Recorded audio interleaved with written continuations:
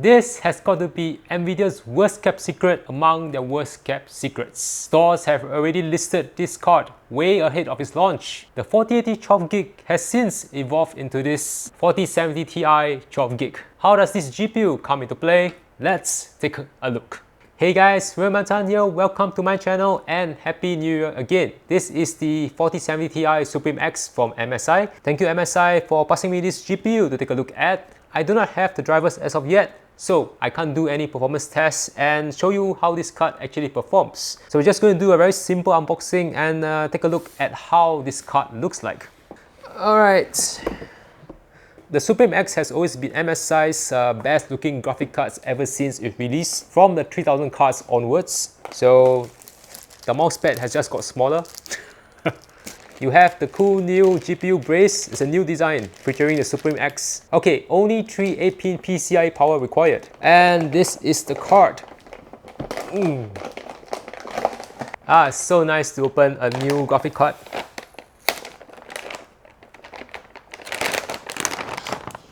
Yeah, smell of fresh electronics. Okay folks, so this is the 4070 Ti Suprim X. Very similar to the 4080 Suprim and 4090 Suprim.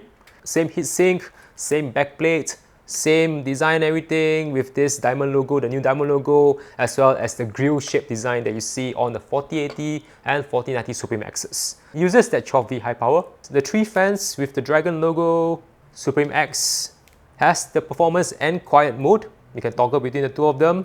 3 DisplayPort and 1 HDMI ports. So I got my measurement tape here. This card is almost 34 cm long.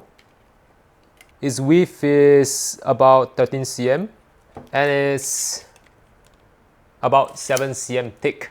So as a point of reference, I have something like the 4090 over here. This is the box for the 4090. Yeah, the box is about the same size. That is pretty interesting. It only slightly longer to accommodate the slightly thicker heatsink. So a 4090 is like that. The 4090 only slightly thicker than a 4070 Ti, which is pretty crazy because a 4070 Ti is a mid to high-end GPU. But of course, I mentioned it uses the same heatsink, the same housing, and the same backplate for all Suprim X designs. So yeah, it's not very surprising. Which is the 4070 Ti actually. The card that has not been unwrapped is the 4070 Ti, even I get confused. Yeah, the width is about the same. It's only bigger in terms of the thickness. And I also have a 4080 Suprim X over here. I'm not going to open it because it belongs to Typhoon, but this is the box for a 4080. So 4090, 4070 Ti, yep, the box is the same. I can't even see myself. Oh, the 4090 feels like a brick.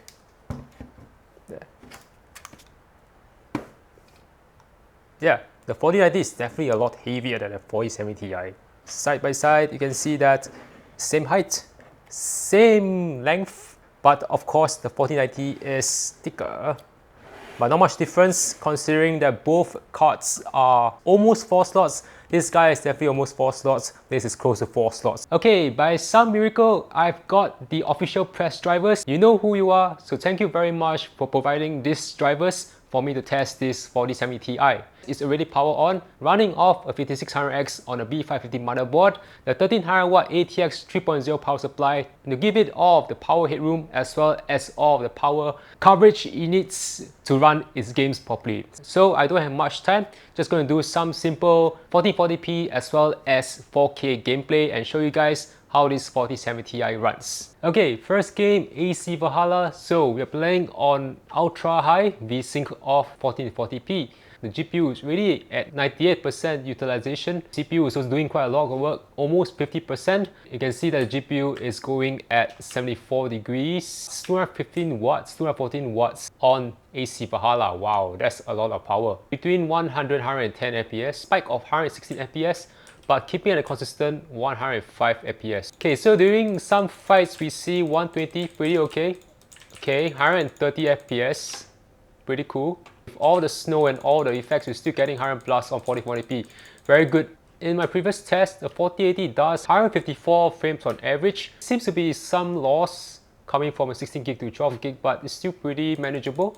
Yeah, most people actually play their games at 4040p, so I think it's pretty good. Let's now go on to 4K Ultra High on AC Valhalla. We're already starting off with 64, 61 FPS, running around 61, 62, almost 100% utilization via the GPU. Wow, we're going at 235 watts, 77 degrees. In contrast, 100 plus FPS on a 4080, a 7900 XT does 96 FPS. And I forgot to mention, this is Typhoon Systems' new 4K monitor. So if you want one of them, you can let us know in the comments. At 4K, the average FPS is 70, 80 FPS, sometimes it reaches 60. When you're doing more things like combat, it drops down to 65 FPS, 60 FPS. Still pretty manageable for 4070 Ti. Alright, our next game, Watch Dogs Legion. Averaging 85, 84 FPS, 177 watts, pretty much cooler on this game compared to AC Valhalla. This is ray tracing off, and DLSS is also off. Pretty okay, pretty good, 90 FPS sometimes. Zoom down the roads, we go 67 FPS, 70 FPS. It's a bit hard to look at the counter when you're trying to drive at the same time. So the game is pretty playable. You're getting very nice, smooth, almost 80 FPS, sometimes 90 FPS on 4040p.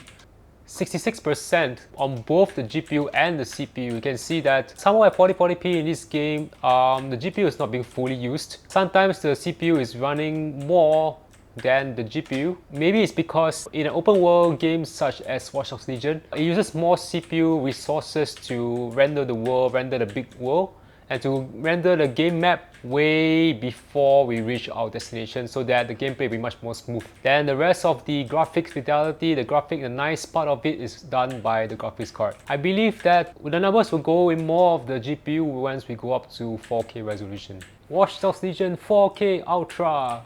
Not bad, we're still seeing 70, 69 FPS on the 4070 Ti.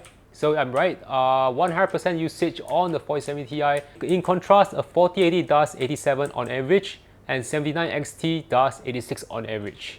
So you need to be losing about 10 frames on a 4070 Ti, going from 16 gigs to 12 gigs.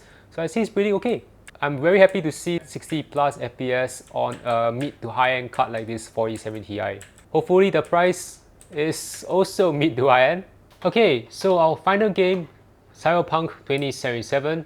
Right now this is on 4040p Ultra, no FSR and no DLSS. Very nice, 95, 96 FPS. Whoa, very good. 4070 Ti is really having a good workout. 243 watts at 73 degrees. So even on the car ride, 78, 77 FPS, 72 FPS.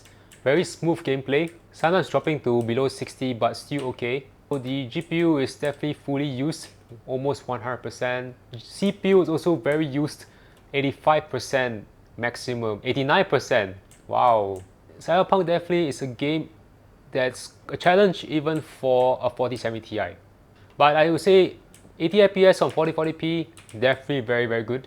Now we're in 4K and we have dropped to 36 FPS. This is not ray tracing, no DLSS, no FSR. So it's a clear sign that we need to turn on some DLSS to make the game more smooth. Still pretty playable like the one in Watch Dogs Legion, but it feels a bit choppy right now. 35 FPS.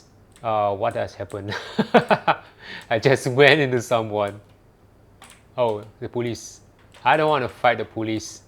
Okay, so I've turned on DLSS quality. Right now we're getting 52 FPS, slightly better. Yep, so in firefights we're getting also same 52 FPS, pretty okay I would say.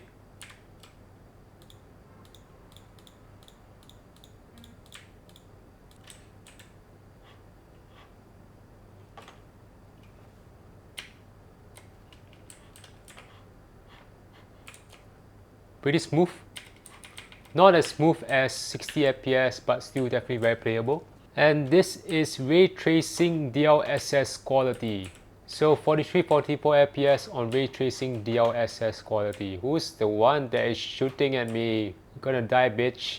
On Blender, it scores this 3715 on a Monster, 1676 on Junk Shop, and 1859 on Classroom. 7250 the total score. On V-Ray, on the GPU CUDA benchmark, as we reach the end of the benchmark, the 4070 Ti scores 2280 VPUFs. On the RTX benchmark, as we count down 7, 6, 5, 4, 3, 2, 1, 4070 Ti scores 242 V-Rays.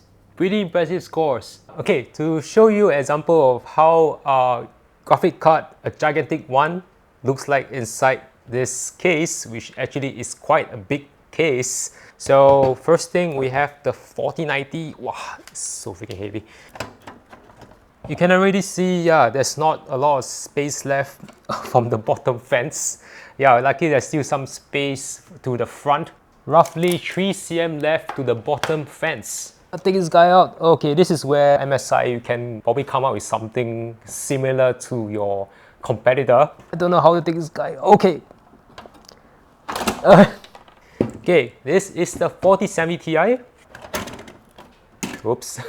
Kind of similar, slightly more, about 4 cm gap to the bottom. If you want to have a card like either of this, make sure that you have enough room to the bottom and you have enough room to the front. This is the most hectic review I've done since the start of this channel. Just got the drivers as of now, Wednesday 7 PM. This is just some simple like first look and some simple gameplay as to how the 4070 Ti performs. Thank you again to whoever you are for getting me the drivers, be able to show to you guys how a 4070 Ti performs. Anyway, if you like this first look, make sure to smash the like button. Watch my review of the 7900 XT versus the 4080 to see how it compares against this 4070 Ti. Thank you for watching and goodbye.